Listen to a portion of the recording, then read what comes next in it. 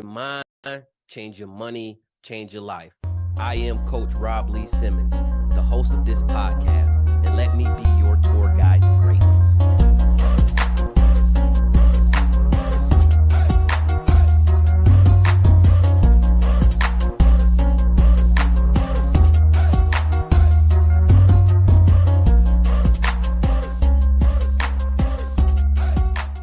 Welcome. If I was doing any better, I would be you. Welcome to the Greatness Academy podcast.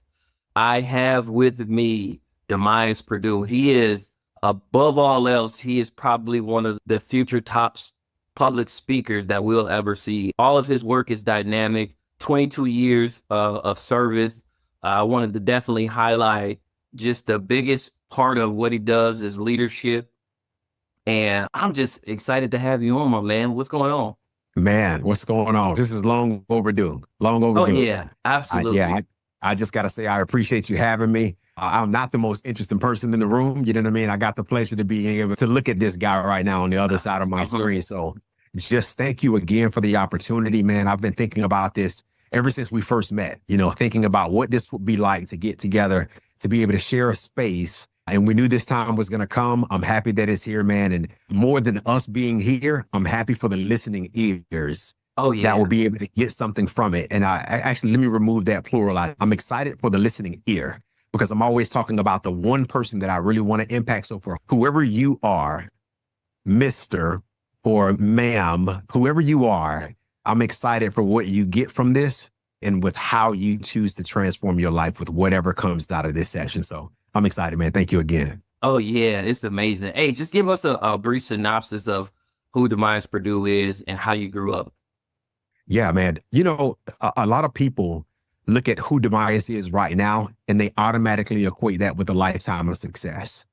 And that's not who I am, right? I'm a product of everything, tragedy to triumph, failures and progress, right? I'm a product of all of that, so born and raised in the home of the civil rights movement, Montgomery, Alabama, born to a single mother, raised by a grandmother who participated in the civil rights movement, who still, thank God, still with us today. So I'm raised by some strong women. Grew up, I was a young athlete, was very big on football, and football was great for me, man, because it was I love the thought of team. I've always been a team type person, and I loved sports. I always had a competitive nature. Football was great for me. But then when we lost, I would feel like I did my part. You know what I mean? We didn't lose because of me. And, call it selfish thinking. But the reality is that's how I felt, man. I was like, I did my part. So I got into wrestling.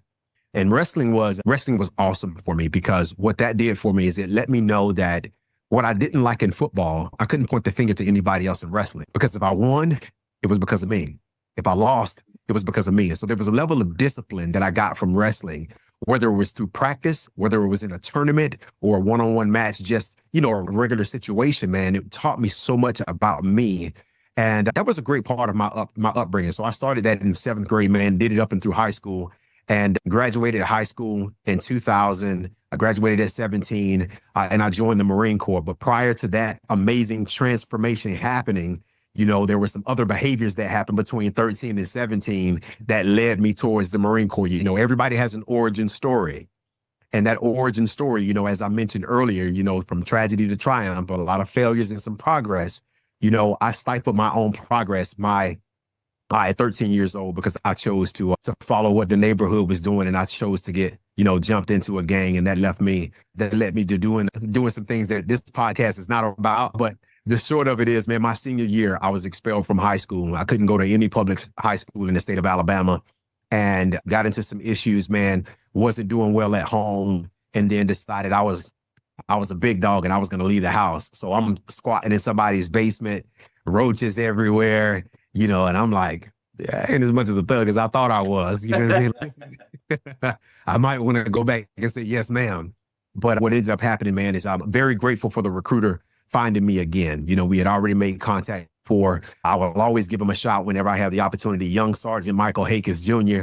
I haven't talked to him since then, man, but this guy picked me up every day to go to private school, picked me up in the morning every day, took me to private school. When private school was done, took me back to his office, took me back to night classes, and then took me back to that that basement where I was squatting. He did that for 6 months, man. He did that for 6 months. And when I got my high school diploma, I never walked across the stage. I finished my last test one night, got a diploma, handed it to him. He took it to my mom, handed it to my mom. I got on the bus, went to Marine Corps Recruit Depot, Paris Island. 22 years later, I'm a retired Marine. Oh, that's amazing. Hey, so Yeah. Montgomery, Alabama, man, let's talk about it. So my father's from Montgomery, passed away, but, he always told me the tales of the South. Keeping it light here. Are we talking War Eagle or are we talking Roll Tide? Man, listen, there's only one Tide, man. There's nothing else to talk about, There is nothing else to talk about. You know what I mean? And if anybody is listening to this and they don't believe about the rolling tide, you can log off now because we don't need that negativity in our lives. Yeah, man, we're diehard Roll Tide. My family is split in half, but the half that matters, we bleed crimson. So I love it. I love it. So growing up in Alabama, what has that meant to you in your life where you are now? What are some of the things that were instilled in you during that time of being down there? Yeah, man, it's country living a slower lifestyle. I'm not from the country, right? I don't have chickens in the backyard, although I want chickens in my backyard now. I don't come from that level of country, but I come from that. It's slower, it's slower in Alabama. It's not the fast pace of New York. My bride is from New York. I go there and I break out in hives. I'm like, people are too rude. It's a little bit of, they talk a little bit slower. The vowels are extended. Hey, y'all, can I get a pen? Everything has got the extended vowels in there, man. But what I love about being from the South is we're humans. I feel like we're humans. There, of course, you got your chaos everywhere, but there's a reason why it's called Southern hospitality. I've taken that hospitable nature and I made that a part of who I was as a human being. And everything I did, whether it was education and dealing with people, whether it was, my time as a leader in the Marine Corps, my time being deployed and in combat, the way I parent, Alabama shaped me. It shaped me to be, it definitely shaped me to be firm, right? It shaped me to be firm because that's the household I grew up in. But it also shaped me to be fair because I saw what inequity looked like. I saw what it looked like in my family. And I never wanted to be able to bring that same mindset to any organization. Knowing what my grandmother went through, I saw what inequity did to her and how her mindset stayed the same for so long. And when I realized when people are stuck in that mindset, it stifles you, and it doesn't just stifle you, that bleeds over into everybody else who respects you, everybody else who looks to you as a North Star, everybody that looks to you as a lighthouse. And so what it did for me is it let me know this type of individual I need to be, because I want to be able to make generations of what right looks like and not what wrong looks like, if that makes sense. Oh, yeah, absolutely. Absolutely. Let's touch point just a little bit on the 22 years Marine Corps. A lot of leadership has happened during that time. Just give me a little bit about, it's 100 questions I want to ask. Yeah. Well, come on, man. We got time. Yeah. So let's talk a little bit about your career. How was the ladders of leadership built over your 22 years? I think the greatest thing that I think helped me out, man, and I won't get on the EQ piece, but right now, because I know we're going to go there, but I think the greatest thing that helped me out was my ability to adapt at a very young age and my desire to be different. My ability to adapt and my desire to be different. Like I always I never got my ears pierced, even though everybody in the neighborhood did it. I'm 41 years old, made it through my entire Marine Corps career. I don't have any tattoos. You know what I mean? I don't smoke, I don't drink, I don't curse. That's my thing. But I've always wanted to be different. And that different thing is what I feel always made me stand out. Because when I was in a sea of sameness, when I was swimming in the sea of sameness, I was able to stand out amongst the masses. And that easily put me in positions where I was able to adapt a lot faster than everyone else because I was vigilant. I was able to see the changing of the tide. I was able to see when I should stand when people were sitting. I was able to see when I should run faster when people were slowing down. So it became easy for me because I always stood out, And so meritoriously promoted, a few times meritoriously promoted coming out of boot camp, a bunch of Marine to quarter boards starting out, came in as communication. You can talk about us, but you can't talk without us. So I came in as communication, man, and ended up doing my first combat deployment, as a comm Marine with 1st Battalion, 2nd Marines, Battle of Anazaria. And that was one of the things, that was the first thing that truly shaped me as a leader. Because when you experience that level of adversity, when you, at such a young age, I always say that adversity doesn't build character, it reveals character, right? Well, although it does build it for sure, but it doesn't build character first. And that's where a lot of people mess it up. They think when you go through something tough, that character is built automatically. That's not factual. Your character is revealed first.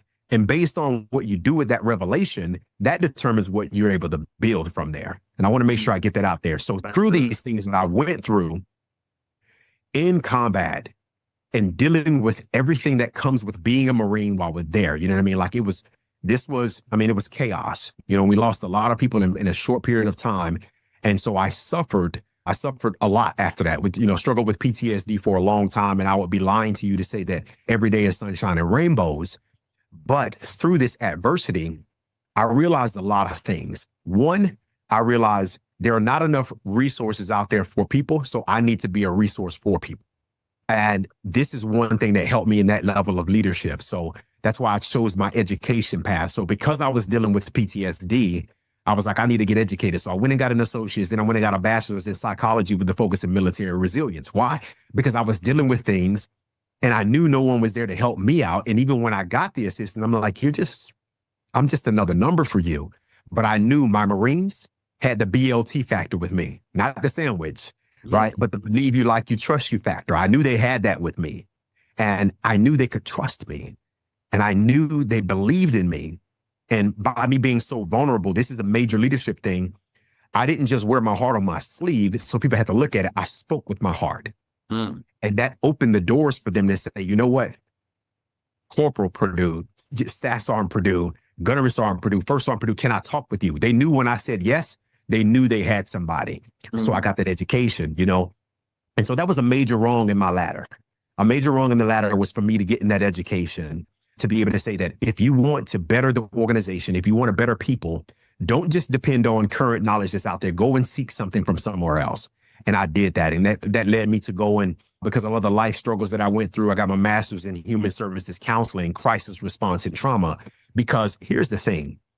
We know so many people that go through things. There's going to be somebody who's listening to this podcast or any of your other podcasts who are currently in a crisis and have no idea what to do. So I said, you know what, being that I know that people are either going through a storm, coming out of a storm, you know what I mean? Or going into a storm, coming out of one, you know what I mean? It's just three phases, right? You're either looking at it, you're in it, or you're coming out of it. And knowing that people are there, I wanted to make sure I was the person that they can lean on for guidance. And so again, that's where I went to that education. So whether the education is in traditional school or whether it's in your experience from where you are, that was a major thing that I felt helped me from a leadership standpoint. And the other thing that helped me out, man, was failing. I failed a few times. I failed a few times, but those failures are the things that put me on a path where I never knew I would be. For example, when I went to communication school, passed, and I got the opportunity to go to the next level up. And I didn't sign up for that next level up, but I'm like, all right, cool. You want me to go to another school? I'll go to another school. I went to that school, played around, and failed out. But by failing out of that school, I ended up getting sent to 1st Battalion, 2nd Marines, deploying and going to combat with them, receiving an award from Valor in Combat, and that changed the trajectory of my career. But had I passed that school, I never would have experienced combat like that because of the job. I never would have experienced it. I never would have learned how to be a radio operator. I never would have learned how to call for air support. I never would have known how to do the tactical things that we needed to do to dress wounds if somebody was wounded. So that failure was the best thing that happened for my career because I never would have been able to experience the things I experienced. And I wonder if I would have passed that school, would my education be what it was? Because again, after combat, years later, I'm not talking, it wasn't right away, but I go to school for psychology with a focus in military resilience. And so when we talk about the different levels of leadership, the first one was getting the education. There was an education wrong on that ladder. And then it became the failure wrong and understanding that this is not fatal in the book, right? This is not fatal. This is something that was critical for me to be successful. Like I need that acronym, FAIL. This was my first attempt in learning. And if I truly want to apply, that means I need to accept failure. And people say fail and fail often. And that's what I did. I also failed in the way I led. I learned this is not the way you're supposed to be. I thought when I got promoted to sergeant that I could yell at everybody. Yeah. Didn't work out well for me. Yeah, learn the hard way.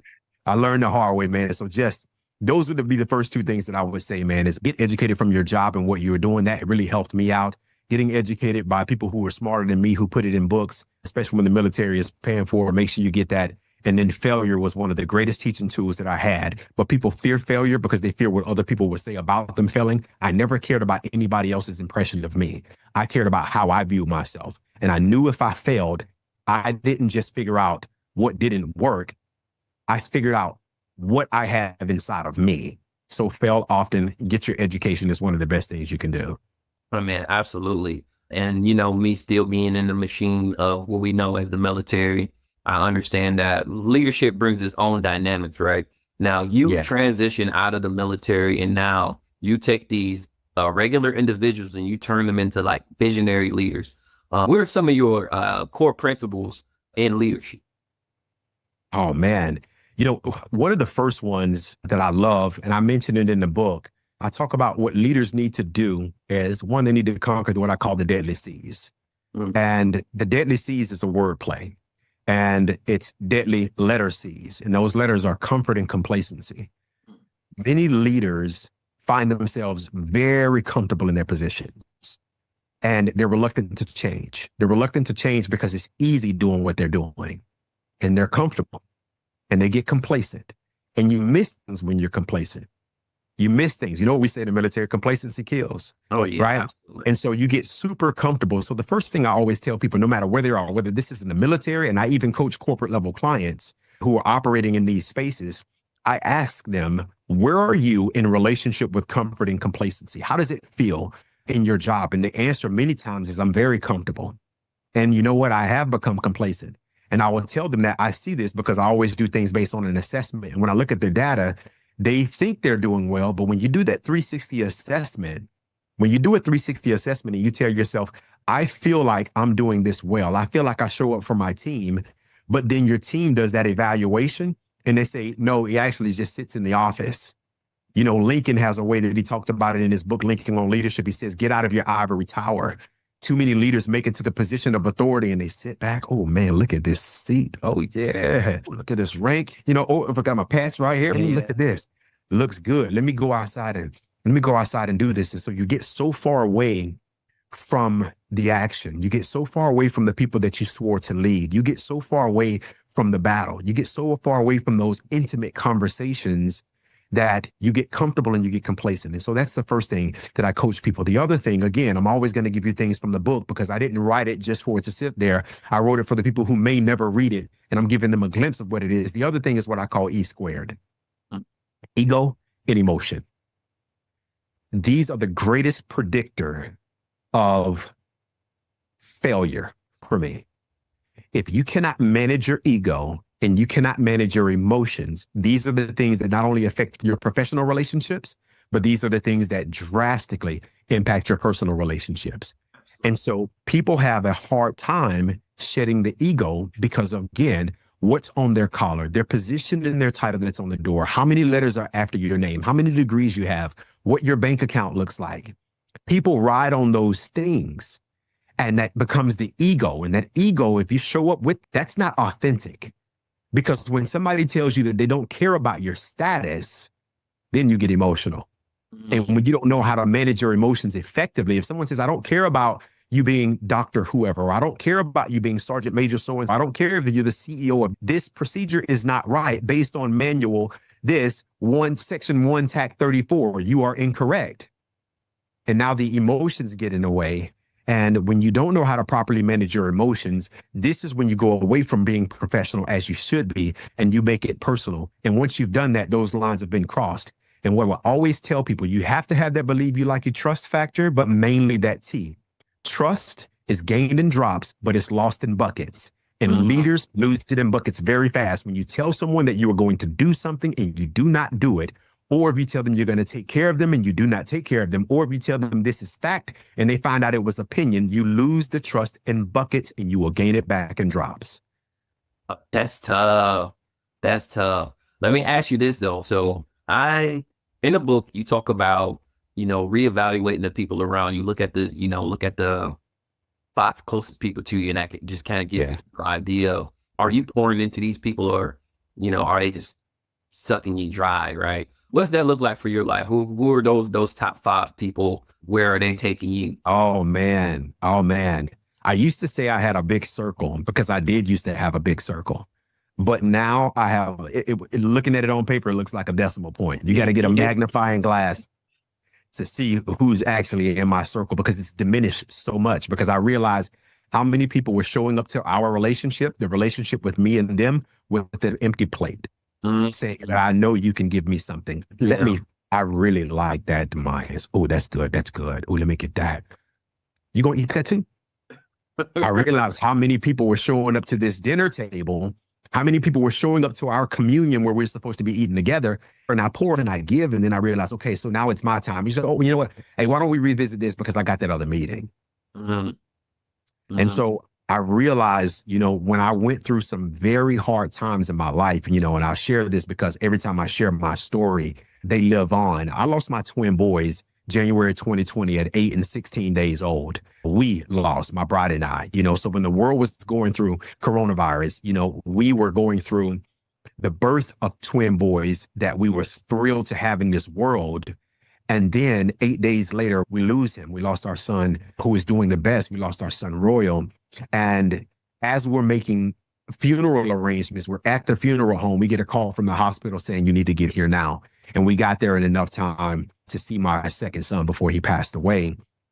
And what I expected to get, Roman and Royal, I always say their names, what I expected to get from the organization I gave so much to, what I expected to get from the people who I poured into day in and day out, what I expected was a phone call in my absence saying, how are you?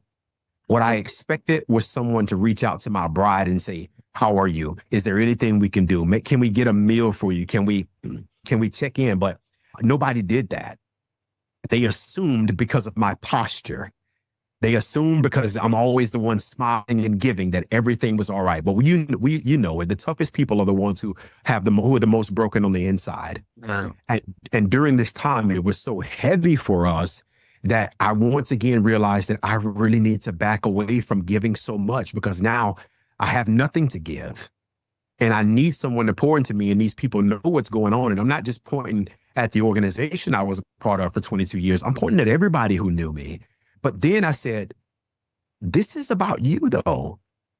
This is about you. You know what I mean? And I had to get out of my feelings. But that's one thing that really changed me, man, and made me start to diminish my circle because I only wanted people in my life who were going to be there for me through good times and through bad times. And the people who were in that large circle for me, they showed me that this was more about what they can get. I talk about relationships. I talk about ships in general. We're all navigating some ship in life. You've got friendships, you've got partnerships, you've got so many different ships. But the most important one for me was relationship. Right? That was the most important thing for me. With a relationship, we have a needs model, my needs, your needs, and what's required. At that point in time, I had needs. And when those needs weren't met, conflict arose. It was a conflict between me and them. And it was a conflict in my heart, man. And so I said, I really have to take care of me. But to come back and bring it to where my relationship is now, who are in my five, after I've given that out there, my bride is one of them. My bride is one of them. People talk about what their outside circle looks like, but let me tell you something. What she's done for me and taking care of me mentally, taking care of me emotionally, and dealing with all of the things that go on in this brain of mine. I took an assessment recently and it said I'm a mad scientist. So for somebody to be able to deal with all of that, man, and give me the structure that I need and push me, she pushed me like nobody else, and I mentioned her in the book many times because she was the one that says, you've been talking about writing this book for a while. I've booked you a cabin. And if you come back from this cabin stay, I'm booking you 5 days, and then there will be another 5 sessions of 2 days apiece, a total of 10 days. Don't call us. Go and write. And if you come back from this cabin and the book is not complete, you never wanted to write a book. You were more in love with the idea of writing a book. Come on, man. How can somebody who speaks to you like that not be in your circle? So my bride is in my circle, man. And of course, I have the honor of being able to work with the legendary, the number one motivational speaker in the world, Dr. Eric Thomas. I have the honor of being able to coach alongside him with some top level leaders. And that circle alone has sent me to the next level. You can't Google Eric Thomas and watch a YouTube video without wanting to conquer everything in your world. You know what I mean? Yeah. So that circle is definitely there, man. And then I have some great leaders who were with me through the storm, who I keep there, and they push me from a business standpoint. They push me from an education standpoint, and they're the reason why, they know I'm that guy. They're the reason why I'm in the PhD program right now. They're the reason why I'm the father I am, because they constantly check in. They constantly send the messages every morning. What are your priorities for the day? And at the end of the day, did you accomplish those priorities? What were the distractions that kept you from doing it? Why did you not allow yourself to be married to those goals? And what did you marry instead? Those are the people who are in my circle, and they're helping take me to the next level. And that's super dope, man. Let's kind of transition into, and because I feel like you not only are a great motivational speaker, but the way you deliver the message is just like a story build up. And then you always end on the highest note. So I want to really see where this goes. So we talk a little bit about no pressure. Yeah, no pressure.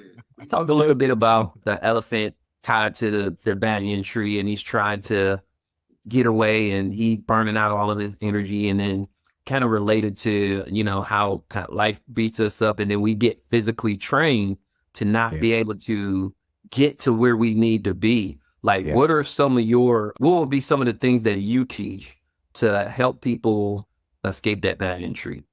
Yeah.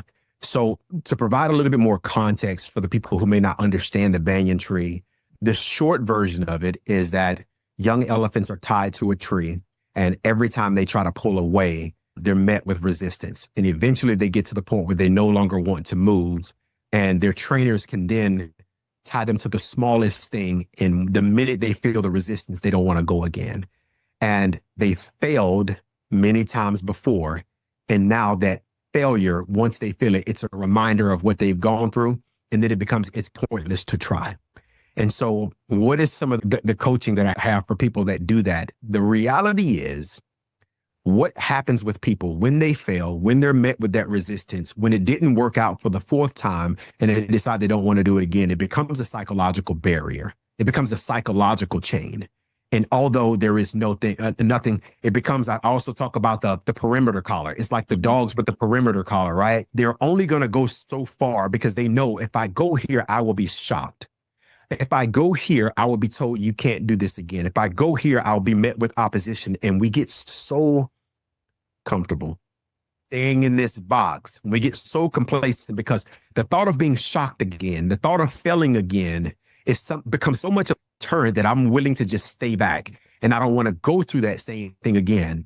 And one of the best things I tell people to do comes from a self-management strategy and EQ. The best thing I can tell people is you have to manage your self-talk, because your self-talk is the thing that will get you to go over any mountain, or it's the thing that will make you sit in a corner with your arms folded saying, I just can't do it again. I can't afford to miss this. I can't afford to make this mistake again. I can't afford to take this business leap again. Come on, you know about business. I can't afford to make this financial risk. I know I really want to get my credit, but I need this money for something else. So I want to do this. And so there's so many things, whether it's a relationship with somebody that you're trying to get, starting a business, education, joining the military, departing from the military. There's so many different things that become a psychological chain, become your perimeter collar.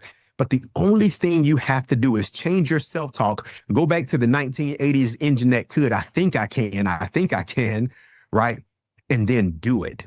But understand that you won't be able to get it right every time. One other thing that becomes our psychological barrier, our chain, our perimeter collar, is the idea of perfection. We want to be able to do things right the first time, but that's not factual. That's not real. What I love about the Marine Corps Staff and SEAL Creed, it says, although perfection lies beyond the grasp of any mortal hand, I shall yet strive to attain perfection, that I may ever be aware of my needs and capabilities to improve myself.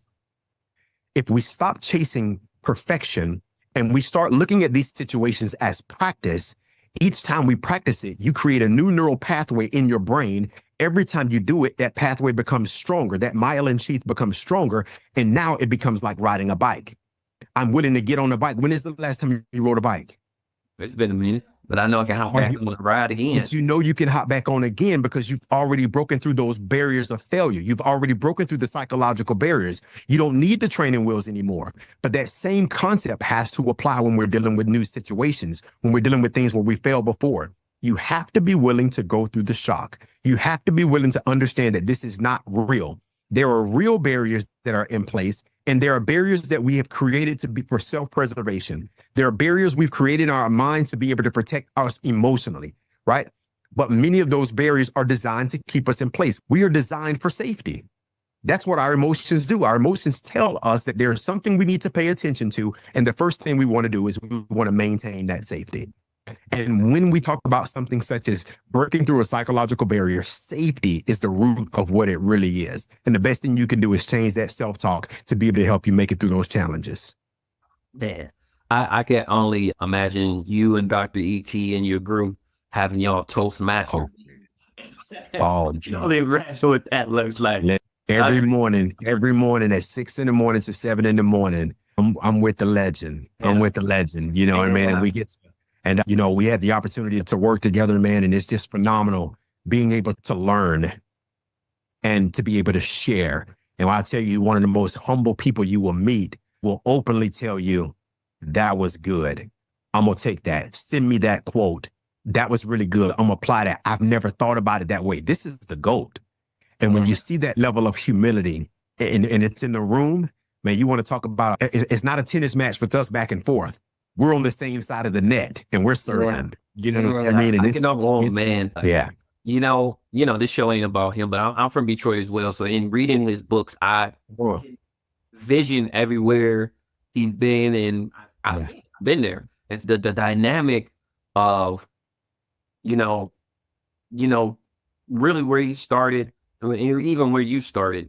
Do you think that the things that you all have overcome makes you more, I don't want to use the word because I can't find the word that I need, but more presentable to people who look like me because we can tell the same story? I would be lying to you if I said no. Because the reality is there are people, our culture does not come from a place of security. Mm-hmm. Our culture doesn't come from that. And so when you show up and the first thing you present, let me tell you something. I love a good pair of sweatpants and I love a good suit. I mean, look at the book cover, right? Yeah. I love a good suit. I chose to show up on my book cover in a suit and not the sweatpants, even though I love my Purdue Leadership Institute fitted, but that's not on the cover of the book. But I tell these stories to make sure that they understand that I've been where you are. Mm-hmm. Whenever I sat down and spoke with a counselor to talk about the PTSD, if they couldn't speak to me about where I've been, I was immediately shut off. Because I felt like you couldn't understand where I was going or where I came from. And so when I go places and I tell them, hey, here's where I grew up, I watch the standoffish 25-year-old lean in and then say, are there any questions? But he wanted nothing to do with me when that tie was up here. He wanted nothing to do until he got that I trust this guy factor. And so it's so important for you to be not ashamed of your story, because that story was part of what created you, what allowed you to get here. When I go and speak places, they're like, how did you write that? Man, how did you come up with that speech? That was so good. How long did it take you to write it? Man, that seemed like that would take me 2 weeks to write. I was like, that's the problem in your thinking. It took me 41 years to write this speech. That's good. It took me 41 years to get to this point. You're thinking this was a weekend sitting down without distractions. No, dog, part of where I came from, every failure I talked about, these stories and the way I'm able to put it together is because I lived this. And I needed to be able to tell you this story this way so you could understand. I shared the story of my brothers. My oldest brother, you know what I mean, not born of my mom. My oldest brother died in prison, 2 counts of capital murder. He was doing a life sentence. And my baby brother, born of my mother, he's doing 20 years, man. And I tell this story about the one that got away. I tell this story because my brother, every day I get the phone call, you have a collect call from. But when I'm talking to these young guys, I'm like, no, I've never been locked up. I never had to stay. Let's get for the record, right? I'm with you. I'm with you. For the record, but I share our story because I needed to be able to resonate with them. I needed to be able to resonate with them. And it's not just saying I'm from the hood. That's not what this is about. I just want you to see that the product that you are looking at today, you can have your own version of this. Should you take the worst and the best of your circumstances and make it work for you and not against you? It's tough. That's tough, man. Every time we leave up here, man, that was thoughtful. Let's get into EQ, man. So let's talk a little bit about emotional intelligence. Yeah. You know, it being a cornerstone of your leadership. When did you recognize that it was important? And then, let me ask that question. When did you recognize it was important for people to have some level of emotional intelligence? 2014, I was teaching at a leadership academy in Hawaii. I was a staff and COIC of the Corps, staff non-commissioned officer in charge of sergeant school. And it was almost the anniversary of our attacks from the Battle of Nasiriyah. So we're coming up on the 11-year reunion of it. And I'm in a really low place at this point. And if anybody knows how the brain works, with trauma, it really is a real thing. It's cyclical. You know what I mean? It comes back around. But there are steps you can do to be able to work and combat it. But at this point in time, I didn't have that understanding. And I got a message from someone basically asking me, how did my son's father die? They knew, but at this point now, they wanted the son to know the story and ask me would I share it. And to recall this stuff, man, it was just, I never thought I would have to share this. And I was so broken that I called my mom and I gave her the story for the first time. Keep in mind, this happened in 2003. And when I shared the story with her, what happened to me in 2011, so many years later, she said, I never knew, son. She said, my focus was on everybody else. You always just seemed so happy. I just never knew you went through this. And then I pulled my citation and I read the citation to her saying what they awarded me for, what they said I did. And I broke down, man. I broke down like the worst I'd ever broken down before. And I'm scared. I'm worried about you. She says, I know you're okay right now, even though you're not okay. She says, I just don't want you to be that 60-year-old man that goes postal. That's what she said. I don't want you to be a 60-something-year-old man and go postal. She said, I want you to get help. So the next day I showed up to PT the Marines and I was like, I'm going to do this. And I got there and we had the bracelets, right? The memorial bracelets. And I took the bracelet off and I passed it around and I said, I want you all to read what that says. And I had the Marines names on there, not their names. I had the battle, 1st Battalion, 2nd Marines, 18 killed in action, Battle of Valnaz, March 23rd, 2003. And I had them read that. And for the first time in front of people, I said, I'm broken. For the first time in front of Marines, I said, I'm broken. And when I said those words, I began to cry right there in the middle of the PT field, right there in front of them. And I picked up the phone and I called behavioral health. And when I did that, what that did for the people in front of me meant the world, because now they saw a person who was a gunnery sergeant in the Marine Corps, PT standing in front of them, calling behavioral health, saying, I need help. And so when I started to go through the training, the counseling, that was my first time being introduced to emotional intelligence. The specific portion that they talked about was self-awareness and self-management. I needed to be fully aware of the things that were happening in my mind, because without that awareness, how do you manage it effectively? Many times people become aware of their emotions after they've done something. And we always say hindsight is 20/20, but you never say hindsight is 20/20 after something good happened. Yeah. It's always hindsight is 20/20 after something negative. And so that was my first introduction to it. And then years later, I'm working at Marine Corps University as a first sergeant, and I see an assessment. And this assessment, after studying and being in school, I see an assessment of someone, Sergeant Major, who was there, who brought me to Marine Corps University to make some changes and order to really be an ambassador for education, really be an ambassador for what right looks like. And I saw this assessment and I thought this was phenomenal. And I want to be able to bring this to the Marine Corps. And if I can make the Marine Corps a more emotionally intelligent organization and get rid of the negative stigma around emotional intelligence, we would be phenomenal. Because I always say we do a great job of fighting wars, but we do a terrible job of fighting the war then.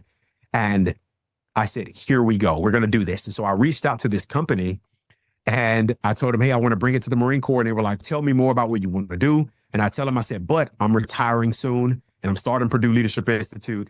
And they were like, tell me more about that. And I was like, well, it's based on leadership, resilience, and emotional intelligence. Tell me more. And that tell me more led to a conversation with the executive vice president of this company, which led to a conversation with all of the senior leadership on Valentine's Day of 2020, which led to them flying me to California and certifying me in their version of emotional intelligence. And then me doing the skill bridge with them. And then shortly into the skill bridge, them saying, we like you and we know that you are phenomenal and you're going to go and do great things. And literally she told me, she says, I want to get you before the rest of the world gets you. So we want to make you we want to offer you a position. I was like, what's the position? And it wasn't one. So they created a position. So thankful for them, man. They created a position for me. And now I have the luxury of being able to travel the nation, to be able to travel the world, teaching emotional intelligence as a director of military solutions to military and corporate America. So that's how I got to this point with EQ. And that's why I've been able to do this amazing job for the last 2 years, coupled with running my personal business. So it's been phenomenal. And so most people say hurt people, but you have a story of hurt people, heal, then help people when they care. That's good. How can you educate others to use emotional intelligence? Yeah, I don't want to make it a loaded question. No, phenomenal question. Let's go with the definition first. The ability, based on how it's defined, within this organization, the authors of the Emotional Intelligence 2.0 book, Drs. Travis Bradbury and Dr. Gene Greaves, they define it as the ability to recognize and understand emotions, and I say in yourself and others, and then the ability to use that awareness to improve your behavior and your actions, interactions with other people. Recognizing the emotion, understanding the emotion, and more importantly, managing this awareness. Because if you don't manage the emotion, that's not emotionally intelligent. That's low EQ, emotional quotient. The problem is there are a lot of people who have high awareness. There are a lot of leaders who have high awareness, but their ability to manage their awareness and manage the relationships is where people fail. They care more about getting it off their chest than communicating effectively. They care more about being heard than managing the relationship. And so we break down EQ, emotional quotient, emotional intelligence, in the form of self-awareness and self-management. That's the personal competence. That's about me. And then social awareness and relationship management, that's about you. When we talk about social awareness, we talk about it from the standpoint of an iceberg. I know you, I know the guy on the other side of the camera, but that's the tip of the iceberg. That's the 10% that I can see. And if you know anything about an iceberg, the greater majority of the iceberg is below the surface. But the problem is leaders, teachers, people in relationships make 100% of their decisions based on the 10% they can see. And they're not willing to ask the questions about the 90%, the bulk of what's happening to a person. They would rather come in and somebody say, hey, how you doing today? It's all this, he must be having a freaking bad day. But we don't care enough to find out what's below the surface. But the things that are below the surface directly affect the way I perform. We don't care. The problem is, man, what I see is people do not care about the greatest asset to the organization, and that's the human being, human capital. We don't invest in human capital. We invest in machinery. We invest in the greatest weapons. We invest in the new technology. We invest more in AI. But none of those things matter without the human factors with those people. And relationship management being the other portion of the social competence is my needs. I know what I need as a leader, but I should also care about your needs. But the thing is, managing relationships is not I meet my needs and you meet your needs. No, it's a relationship. So I meet my needs and I also meet your needs and I meet what's required for us to work. And in turn, you have to do the same thing. That's effective relationship management. But if all I care about is the personal competence, then it's self-awareness and self-management. And I don't care about managing that with you. So when I talk to leaders, I tell them, understand where you are. But if you want to be effective, focus your efforts outward. Get out of the mirror and focus your efforts outwards in the social competence of emotional intelligence. And I guarantee you, you will be the number one word we talk about, and that's effective. Are you effective in your personal relationship? Are you effective in your professional? If you are, I guarantee you have a higher level of emotional intelligence. If you're not effective, it's time to take the assessment. It's time to start dialing it back so you can start to work on the things that'll make you better. I love it. We still out here. You're killing me with that, man. I love it, man. Let me get my notebook out, man. Okay, so let's talk a little bit about Amazon Prime and your goals in life. A lot of times people try to microwave success. Yeah. Yeah. How do we combat that as human beings? Because everybody wants that quick endorphin. How do we combat that?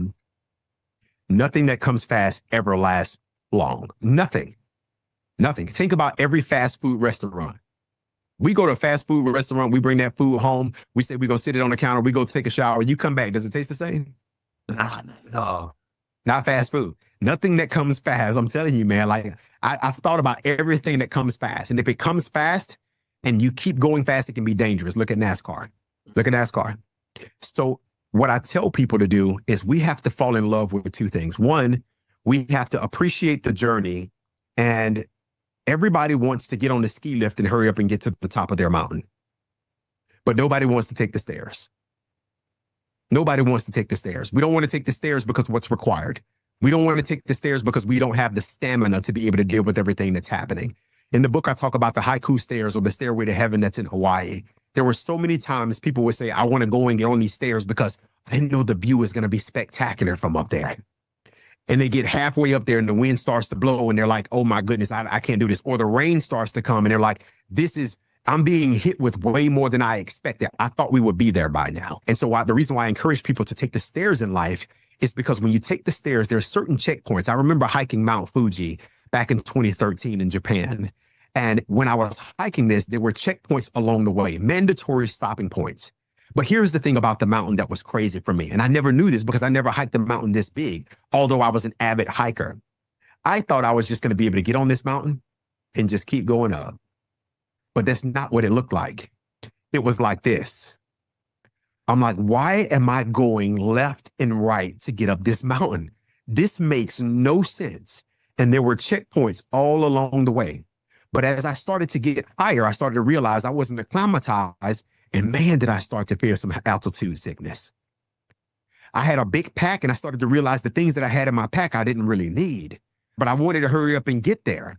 And so what happens is people don't understand the value of taking the slow route to be able to get there, because there are certain things that we need to learn along the way to sustain us when we get to the top. People that get promoted super fast in the military, they get there and they lack the experience that's necessary to be able to operate at that level.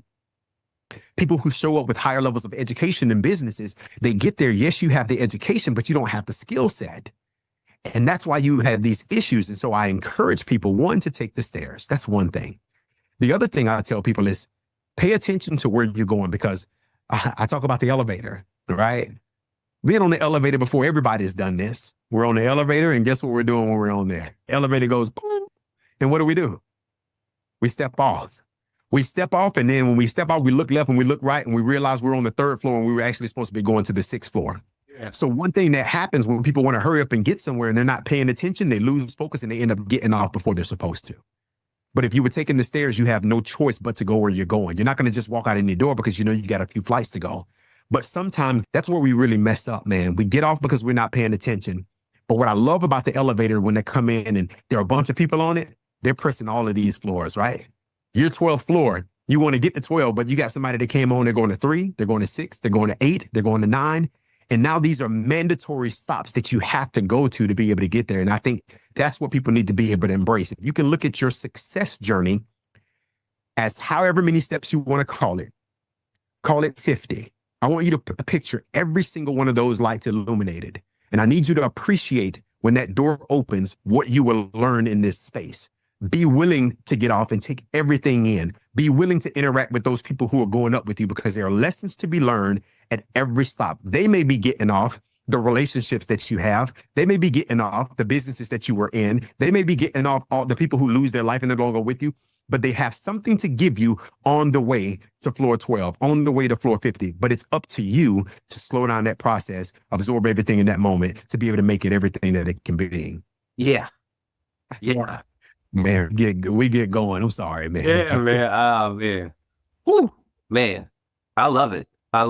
Hey, I want to kind of start getting into Purdue leadership as to we kind of talked about the conception of PLI. But what about the maturation, right? What does that look like as far as company growth? What are some of the things that you're doing, and what are some of the things that you're looking into getting into?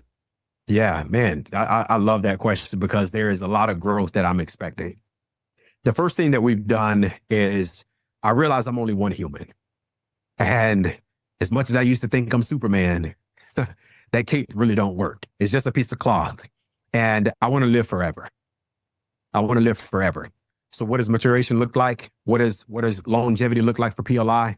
It looks like preserving everything from a virtual stance to be able to live forever. That's first and foremost. That's my order of priority right now, because I want to be able to teach my great grandchildren. And I want them to be able to say, I know this is what he would have done because he told me. Mm. That's priority. Before I talk about helping any other human being, I care about the Perdue legacy. I care about that legacy. The reason why I make content, the reason why I post the videos is not for anybody to like it. It's because the generations of Perdue that come after that want to know who Dimyas Perdue is, when they type my name in Google, when they go to Instagram, when they go to YouTube, I want them to see their great grandfather and the fact that he was only putting out positivity in the world because he wanted to be the change that everybody needed to see. So that's the first thing for Perdue Leadership Institute. Now, business side, PLI.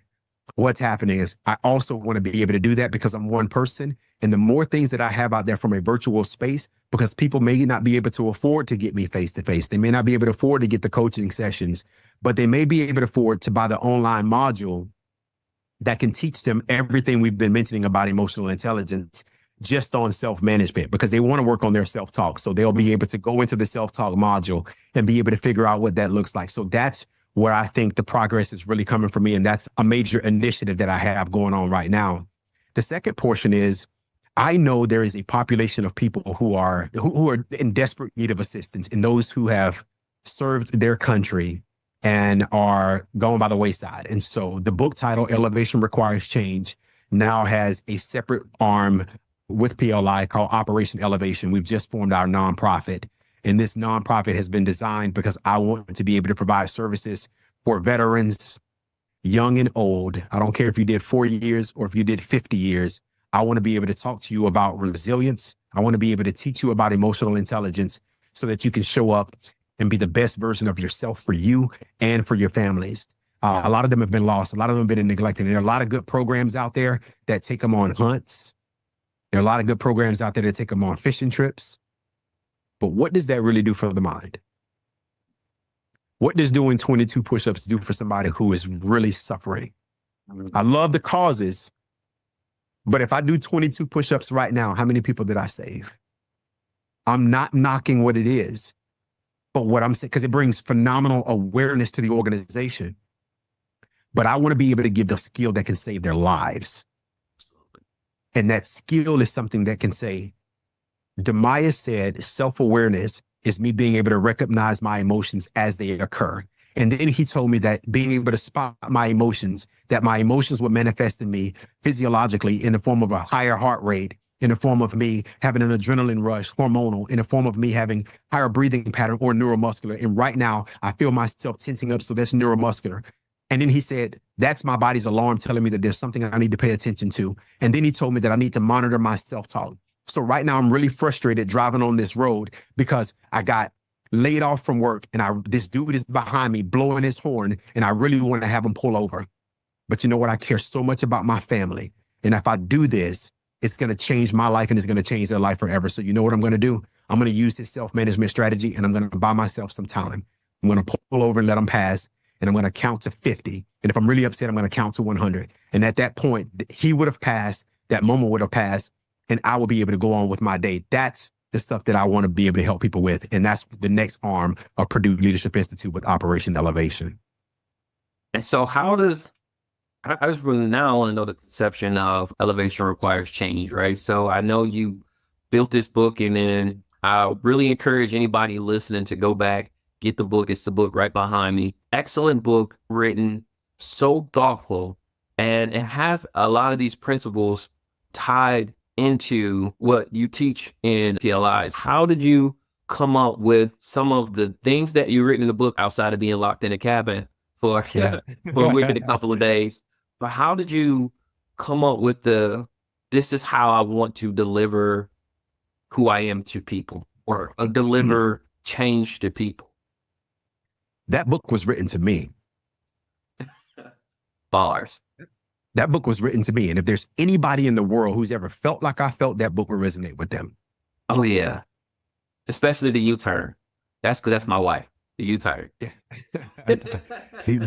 know what I mean? It's just, that's what it was, you know? So first and foremost, I'm my first client. I am my first client. Before I coached anybody else, I had to coach me and get me right. And how could I go to somebody else completely broken? So when I went to that cabin, when I wrote the section on identify, when you identify your distractions, you identify the root cause of your inaction. I was talking about me. The reason why you didn't write the book for 5 years is because you never sat down and identified your distractions that were the root cause of your inaction. But when you identified your distractions, positive, your beautiful family, you want to be around them every day. You're willing to give them all the time they need and deserve. When you think about the people who will call you, hey, coach, you got a second? Yes, I do. Yes, I do. Saying yes to so many things. Well, guess what? I realized, and I created an acronym, YES. You keep saying yes to everybody, your elevation stops. And I need to realize I needed to start saying no and open myself up to new opportunities. When I stopped saying yes and start saying no, the book got complete. So I had to coach myself first.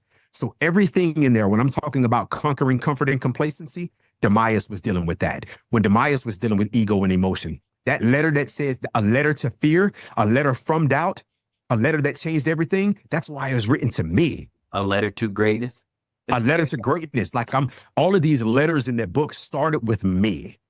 All of these started with me. And so the concept, the reason why it was so easy to do it in 10 days is because I would be driving in my truck and I would be dealing with something and I would turn on the voice memo and I would simply say, dear Dimyas, the thing that's within you has to come out. It has to come out because if it doesn't come out, there's a world of people who will never be able to hear your message. And this is just me freestyling right now but that's what it was like for me. And I would talk to myself and when I got to that cabin, I would press play and I would turn on some classical music or I would turn on something and I would just write. Or here's the other thing. I'm being transparent. I would go to Microsoft Dictate and I would start talking and I would just start talking. Here's my section title. This section title is called Get to the Water. And that's where I start talking about the process of what the sea turtles do when they're met with adversity. Immediately, the sea turtles have to crawl out of the ground. They got to get to the top. And for some reason, they're not compelled to go to the opposite direction. They're compelled to go directly to the water, never being told. Nobody said, hey, we got to go to the water. Nobody said that. But I knew the journey of the sea turtle. So my life was the same thing as a sea turtle. And I knew I needed to teach people about it because growing up in Montgomery, Alabama, I felt like I had to crawl my way out of the mud. And there was a world of people who feel like they have to do the same thing. So in the same way I was born and had to crawl to my surface, that sea turtle needed to get to the water where success is. And I needed to get to the water. That was called the Marine Corps. I needed to go somewhere to go and do it. But here's the great thing that came out of that. When we talk about how the book came, because the second portion said, get lost. The sea turtles are known for going to what's called the Sargasso Sea. And they disappear for up to 10 years, right? I disappeared for 22. Because when those sea turtles are gone for those 10 years, they're feeding, they're growing, and they're developing, and they only return back to the place where they were when it's time to reproduce. I did my time, my 22 years, and I went to that cabin. That was my shoreline where I went back to reproduce. And the birthing process for me was the form of that book. So all of my notes, all of the stories I had in here, I knew when I sat down to do it, coach yourself, write this book to you first, and you will never lose. And the fruits of that, the feedback that I get from it says, I feel like you're talking to me. And that's what I wanted. Yeah, it's so intimate. And then when you say, I wrote this to me, for me, it gives me a different perspective of the delivery of it because I thought you wrote it for me. That was amazing. Right. It's amazing. So tell me, man, how can people get a hold of your digital product, and then how can they get a hold of you, Perdue Leadership Institution? Yeah, absolutely, man. I appreciate that. So the best way to get in contact with me, formally is going to www.PerdueLeadership.com. That's PERDUE like the chicken and not PUR like the university. I got none of their money, but that's loading, right? But go to PerdueLeadership.com. And there's a contact form in there. You can just go and drop your information. Site's being updated routinely, regularly right now, but it goes straight to my inbox. Or you can send me an email directly at dcperdue, PERDUE at PerdueLeadership.com. Now, if you just want some good old content, go and check out my stuff on _Dimyas_Perdue. on IG. And at the end of the day, man, those are the best ways to be able to get in